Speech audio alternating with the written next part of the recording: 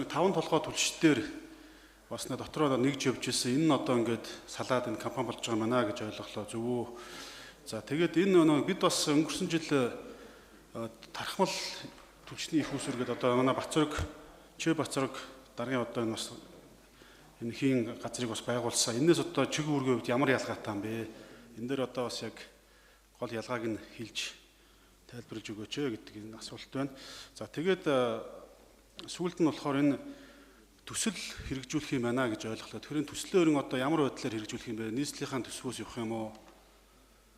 Эсвэл төрийн үеийн хвшлийн түншлэлээр байх юм уу? Ямар байдлаар харж байгаа юм бэ гэдгийг бас харъя. Яагаад тэгэхээр бид одоо бас эхлэхдээ энэ эдийн засаг төсөв зардал тооцоогоо сайн бодож ярьж өгөхгүй бол цаашдаа одоо бас санаачлаад энэ маань одоо бас зорилготой өрөхгүй байх юм талтай байна. За баярлалаа. Асуултанд хариулъя. Авраг Түвшин. За. Хатуу сүрэн төлөвчийн асуултанд хариулъя. За 5 толгой түвшийн нэгжээр бол ажиллаж байсан. За ингээд тусдан нэгж байгуулад ингээд тусна гаргаж байгааг та зөв ойлгосон байна. За Бацорог төлөөлөгчийн хариуцсан ажиллаж байгаа тархмал эрчим хүчний газартаа бол энэ тархмал эрчим хүч бол өөрөө байгалийн хий дээр бол онцлон ажиллаж байгаа. За мөн байгалийн хийтэй холбоотой дид бүтэц шугам шүлжээ. За түүнийг бол нэвтрүүлэх энэ ажлуудаар бол ихэвчлэн бол ажиллаж байгаа. За энэ нэгж маань бол нөгөөс нефтийн шингэрүүлсэн хий буюу LPG бол айл өрхүүдээр бол тэр дундаа бол нөгөө 172 мянган нүүрс түлж байгаа айл өрхүүдийг газ руу шилжүүлэх.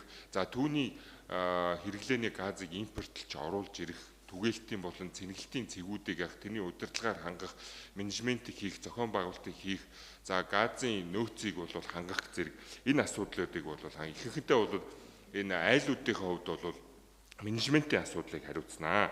За төсөл хэрэгжүүлээд ингээд орж ирэхэд энэ өөрөө нэгж болж иж төр хувийн хвшлийн бол төслийг хэрэгжүүлэх ингээд их зүүн чадамж нь бол нэмэгдээд явна. Тэгэхгүй бол энд өөрөөсөө ингээд төр хувийн хвшлэр төсөл хэрэгжүүлээд ингээд явъя гэхээр өөрөө энэ 5 толгой түвш дээр харьяалтай болохоор ингээд яг газан дээр бол чиглэлийн хувьд бол ингээд таарахгүй байгаамаа. Тэгтээ бол ингээд тусна яг газныхын чиглэлтэй бол LPG буюу шингэрүүлсэн нефтийн хийний чиглэлээр бол ингээд төсөл хэрэгжүүлэхээр оролж ирж байгаа. За тэгээд нөгөө 172 мянган айл нийт дээрэс нь 2300 гаруй аж ахуйн нэгжүүдийг бол ингээд газ руу шилжүүлэх энэ ажлуудыг бол энэ төсөл дээр бол ингээд хэрэгжүүлж төр үеийн хвшилтэд явуулахаар бол төлөвлөн та бүхэнд бол танилцуулагдсан.